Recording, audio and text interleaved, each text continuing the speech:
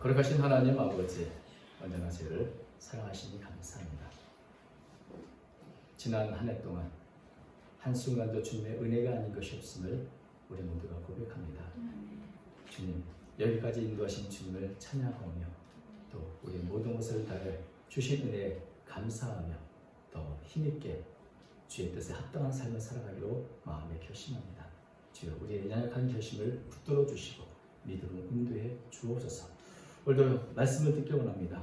말씀 안에 힘을 얻게 하시고 주의 뜻을 분별한 저희 모두가 되도록 이끌어 주옵소서. 심히 부족한 점을 주께서 사용하여 주옵소서. 우리 주 예수님의 이름으로 기도하옵나이다. 아멘. 감사 주입니다. 감사는 늘 좋은 것, 많은 것을 받았기 때문에 마땅히 감사해야지 이렇게 생각합니다. 그러나 때로 감사하는 것은 꼭 무언가를 내가 받았기 때문에 혹은 지금 내가 좋은 환경에 있기 때문에 감사하는 것은 아니죠. 오히려 감사할 수 없을 때에도 감사하는 감사야말로 진정한 감사라고 할 수도 있을 것입니다. 오늘 본문에 바로 다니엘이 했던 감사가 그런 감사입니다. 우리 다니엘에 대해서는 대부분 다 알고 있습니다. 잘생긴 다니엘 행위도 있고 다니엘이라는 이름을 쓰는 분이 굉장히 많죠. 부모가 자식에게 다니엘의 이름을 줄 때는 다니엘처럼 자랐으면 좋겠다 하는 그런 마음이었을 것입니다. 다니엘이라는 인물은 굉장히 독특한 이력을 갖고 있습니다. 어린 시절에 유대에서 바벨론으로 포로로 끌려갔지만 이 바벨론의 제국에서 왕궁에서 왕들을 섬기면서 살아갔습니다. 그런데 이 바벨론 제국에서는 느부갓네살, 벨사살 두 왕을 섬기며 66년을 살았고 바벨론이 멸망하고 난 그 이후에는 메데아 파사의 다리오 왕과 또 고레스 왕, 이 두 왕을 또 섬겼습니다. 그러니까 제국이 멸망하고 왕이 4번이나 바뀌는 4번이나 이렇게 바뀌었지만 그때마다 다니엘이 격변기 속에서도 변함없이 왕궁에서 자신의 믿음을 꿋꿋하게 지키며 살았던 그런 아주 독특한 분입니다. 같은 시대를 살았던 에스겔 선지자는 에스겔서 14장 14절에 보면은 하나님이 인정했던 의인 3명이 있는데 그 중에 한 사람으로 다니엘을 꼽았습니다.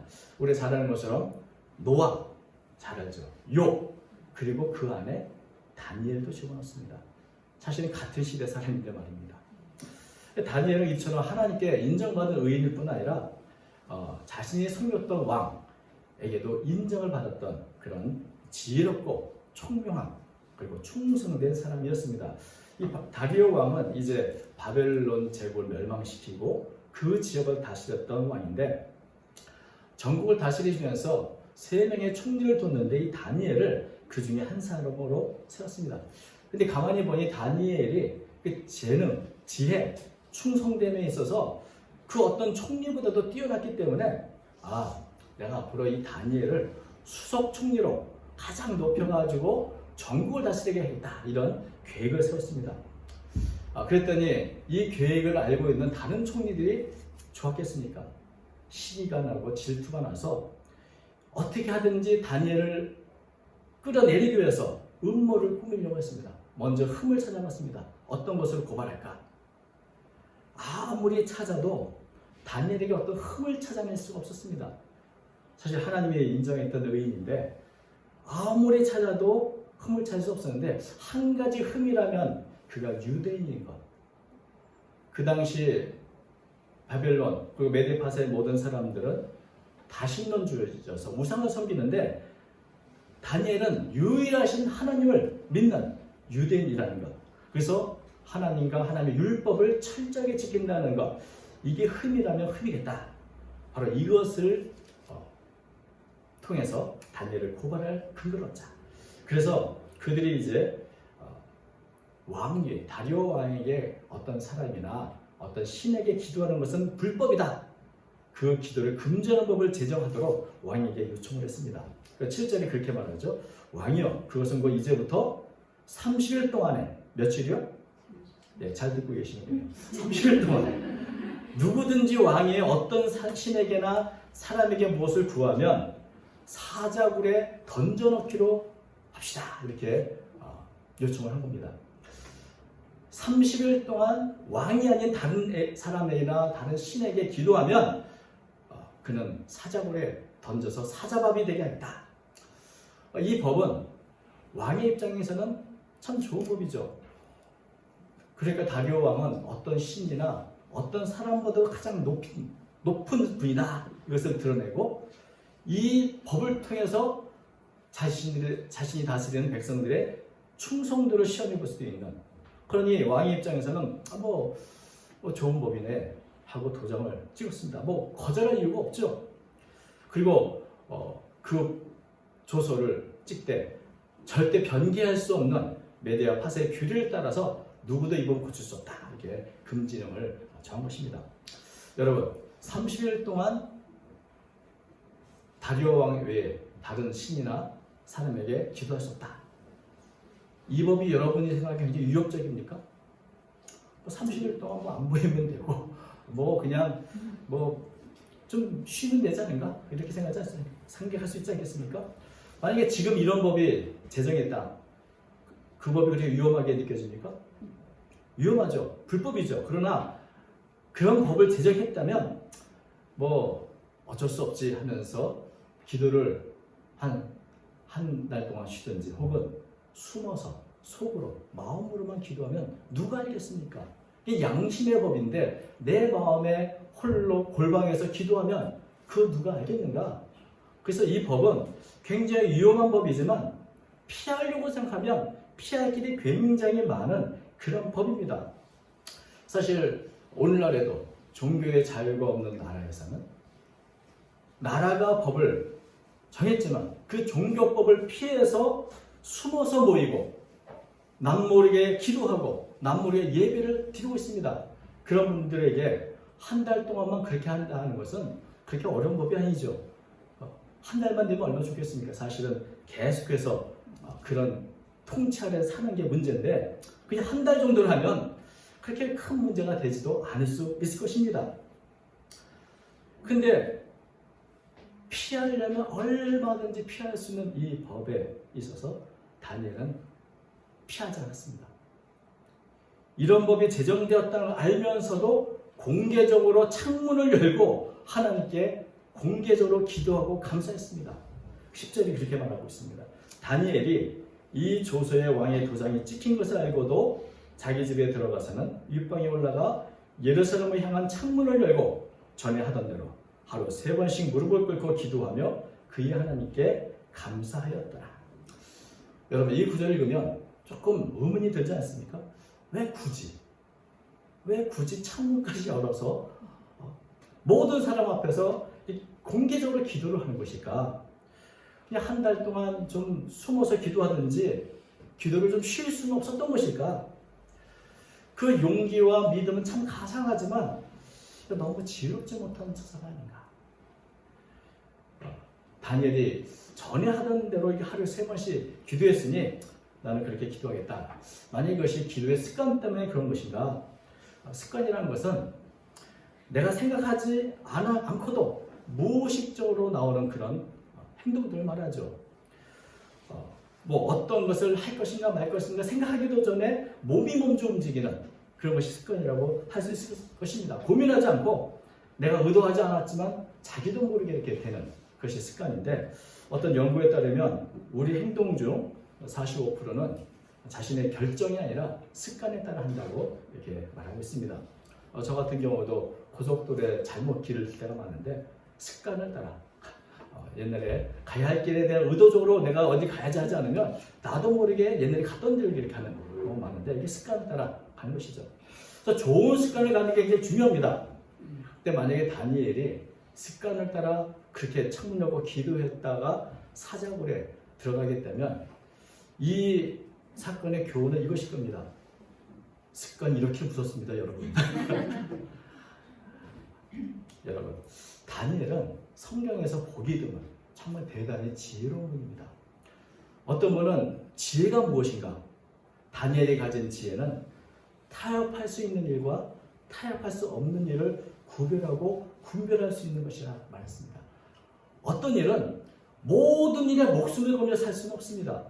비록 이방신 섬기는 그 시대를 살고 있지만 어떤 것은 그냥 넘어갈 일이 있고 어떤 것은 싸워야 할 것이 있고 어떤 것은 목숨을 걸 일이 있는 것입니다. 이것을 가려내는 지혜가 다니엘에게 있었다는 것이죠. 그래서 불신의 이방인 시대에서 다니엘은 자신의 믿음을 지키며 살 수 있었다는 것입니다.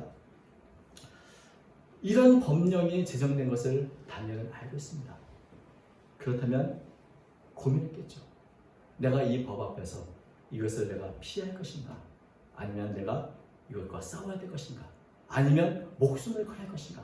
타협과 목숨을 걸어야 하는 그 중간에 다니엘은 결론을 내렸습니다. 이것은 내 목숨을 걸 일이다. 그래서 금지령이 선포됐다는 것을 알면서도 의도적으로, 습관이 아니라 의도적으로 공개적으로 기도를 한 것입니다. 왜 다니엘은 여기에 목숨을 걸었을까? 일단 다니엘이 왜 기도를 했나부터 살펴보면 예루살렘으로 향한 창문을 열어서 기도하는 것이 다니엘에게는 어떤 의미가 있었을까? 예루살렘은 하나님의 백성이 있는 터전이 있는 곳이고 무엇보다 하나님의 성전이 있는 곳입니다. 그 성전을 향해서 기도하는 것은 어떤 의미가 있습니까? 열왕기상 8장 48절부터 50절에 보면 솔로몬이 예루살렘에 성전을 세우고 그 안에 하나님께 이렇게 기도합니다. 제가 48절부터 50절까지만 읽어드리면 이렇습니다. 자기를 사로잡아간 적국 땅에서 온 마음과 온 뜻으로 주께 돌아와서 주께서 그들의 조상에게 주신 땅, 곧 주께서 택하신 성읍과 내가 주의 이름을 위하여 건축한 성전이 있는 쪽을 향하여 주께 기도하거든. 주는 계신 곳 하늘에서 그들의 기도와 간구를 들으시고 그들의 일을 돌아보시오며 주께 범죄한 백성을 용서하시며 주께 범한 그 모든 허물을 사하시고 그들을 사로잡아 간 자 앞에서 그들로 불쌍히 여김을 얻게 하사 그 사람들로 그들을 불쌍히 여기게 하옵소서. 그러니까 솔로몬의 기도는 죄짓지 않는 사람은 없습니다. 이스라엘 민족이 혹시 하나님께 범죄해서 전쟁에 패하고 포로로 다 끌려간다 할지라도 그곳에서 이 성전이 계신 곳을 향하여 기도할 때 그들을 들으시고 긍휼히 여기셔서 회복시켜달라는 그런 기도를 했던 것입니다. 다니엘은 바로 이 솔로몬의 기도의 근거에서 자신이 사로잡혀간 그 땅에서 하루에 3번 그 예루살렘 향한 창문을 열고 이렇게 간절히 기도했던 것입니다. 솔로몬이 기도한 것과 같이 지금 이 적국 땅에서 포로로 잡혀왔으나 내가 그 성전을 향하여 기도할 때 하나님은 내 기도를 들으실 것이다. 그 믿음으로 기도했던 것이죠. 그래서 다니엘의 기도는 자신을 위한 기도가 아니라 민족의 회복을 위한 기도였습니다. 굉장히 중요한 기도죠. 근데 하루 3번 기도한 것은 율법이 정한 것은 없지만 또 하나의 명령도 아니지만 사실 성경에 보면 하루에 3번을 기도하라고 정한 것은 없습니다. 어떤 경우는 하루에 7번씩 기도하는 경우도 있고요. 어떤 경우는 아침, 저녁 2번 기도하는 경우도 있고 다양하게 기도하는 시간들이 나옵니다. 다니엘이 하루 3번 이스라엘의 회복을 위해서 예루살렘에 향한 창문을 열고 기도했던 것은 다니엘이 할 수 있었던 아마 최선의 기도였을 것입니다. 그 예루살렘에 향한 창문을 열고 기도하면서 내가 누구인가?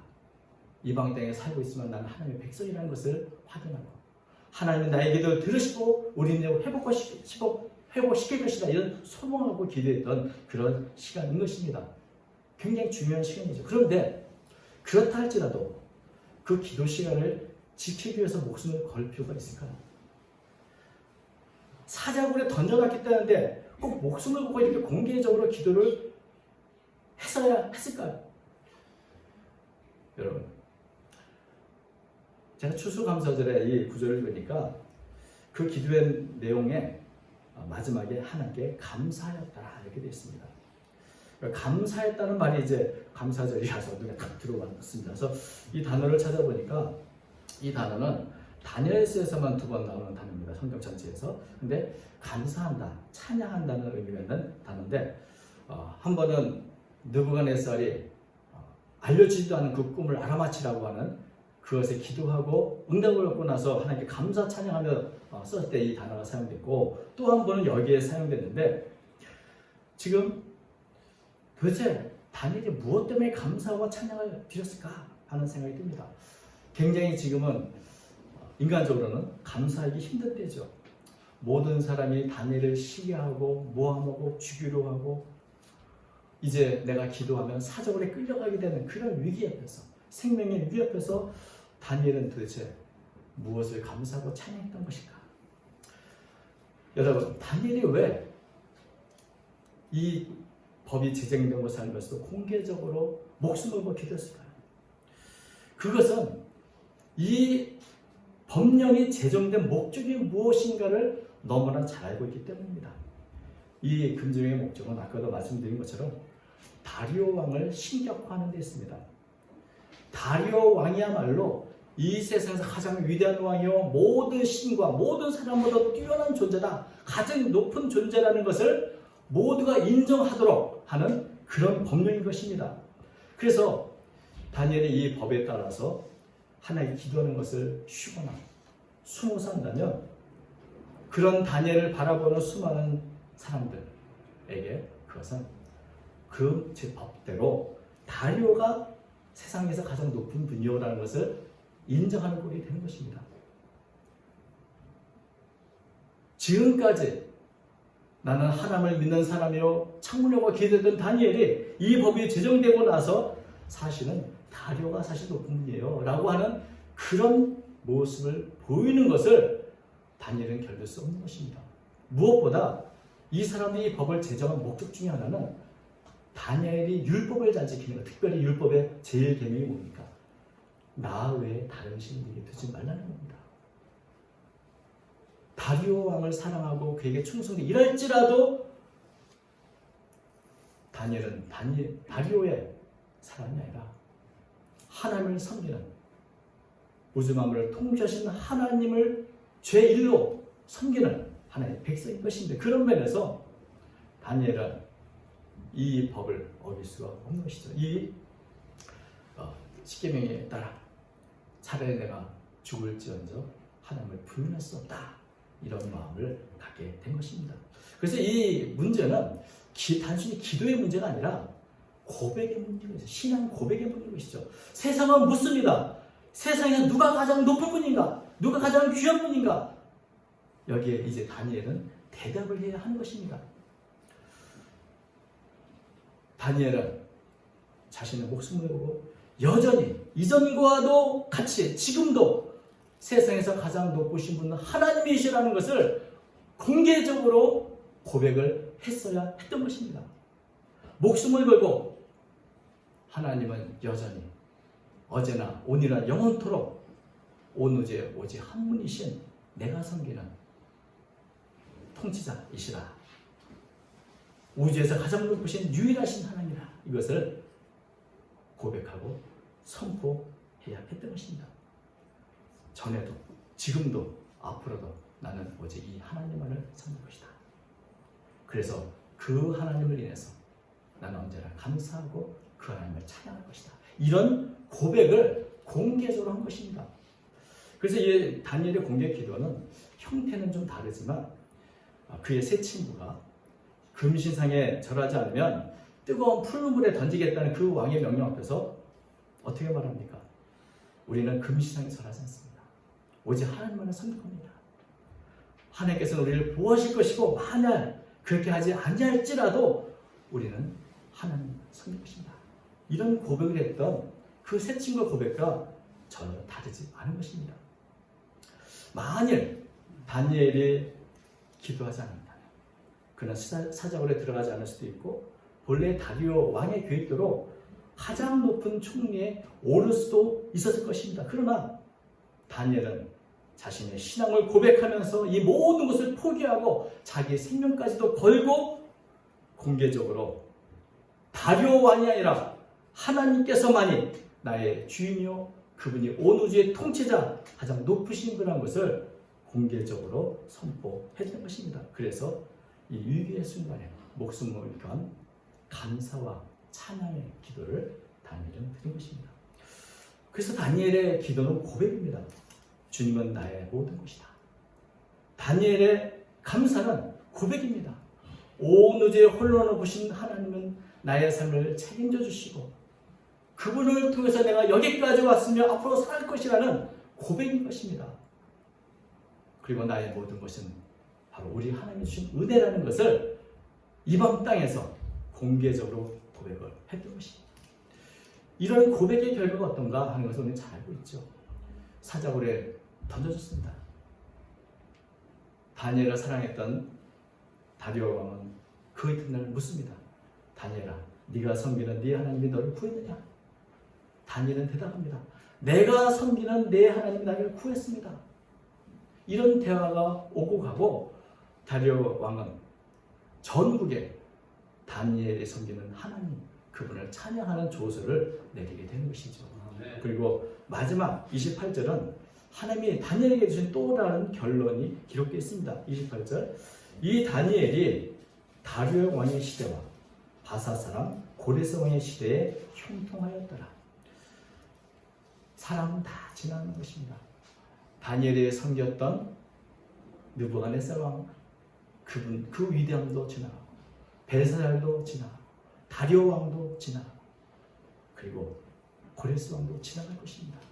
그 시대에 사람은 변하지만 다니엘은 변함없는 하나님을 섬기면서 믿음을 지키면서 그 하나님의 은혜로 꿋꿋하게 그 자리를 지키며 형통하였다 하는 것입니다.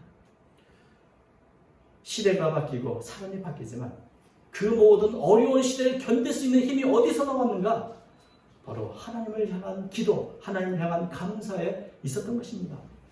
여러분, 오늘 우리의 감사도 사실 우리의 고백입니다. 하나님을 바라보는 믿음에서 나오는 고백이고 또한 다니엘처럼 하나님의 나의 삶을 주관하시고 내 모든 것은 주님께로 온 것이라는 것을 고백하는 것이 바로 감사인 것입니다. 그것은 또한 세상을 향한 선포이기도 합니다. 간증입니다. 나의 모든 것은 하나님이 주신 것이다. 그것을 공개적으로 간증하고 선포하는 것이 바로 감사의 의미인 것입니다. 우리도 다니엘처럼 거친 세상을 살아갑니다.